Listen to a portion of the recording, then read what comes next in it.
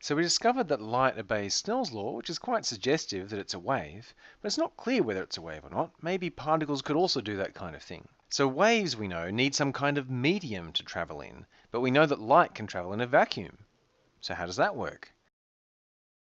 Also, light, we're kind of used to traveling in straight lines. It travels in rays. If I stand in the sunlight, then I make a shadow.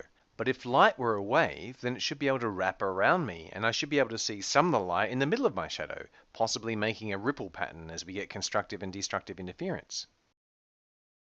So if we have a light source behind us, and we look from above, here's my diagram of someone from above, then if light is particles, then some of those light particles will fly on past and we'll see them, and some of them will just run into our back and we won't, and so we'll get a shadow in this area here.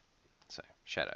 However, if they're waves, so if we have our light source and it's giving out waves, then these waves will emit out, and when they hit our head, they'll start to wrap around the head. And the waves that wrap one way around our head and the waves that wrap the other way around our head will add up together, and they'll add up to give us constructive and destructive interference, and that's called an interference pattern. And so if we were to look in front of us, we'd expect to see an interference pattern. But we don't, and so that would tend to suggest that light is particles rather than waves. We can't be so sure, however, because what the waves would do would depend very much on what the wavelength of those waves were. Supposing we have that same situation where we have a light source behind us, and light is waves, but the waves have a very, very small wavelength. Then as that wavelength gets very, very small, and so the crests get closer and closer together, it turns out that we get something that looks very much like a shadow. Now in this region we still do have waves and we still do have the constructive and destructive interference, but as the wavelength gets really, really small, we get finer and finer ripples, and it turns out that the amplitude of the resulting wave in that region turns out to be rather small. And so we get something that looks pretty much exactly like a shadow in that region. And so the existence of a shadow doesn't really tell us the difference between particles or small wavelength waves.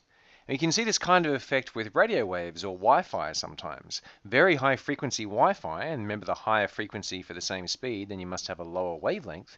Very high frequency Wi-Fi has lots of information that it can carry in a short time, but it turns out that it's very easy to block. It doesn't go around corners very well, and the reason for that is that the wavelength is smaller, and so therefore it tends to cast sharp shadows when you put an object in the way. Whereas lower frequency Wi-Fi, which doesn't carry quite as much information, tends to spread around your house better.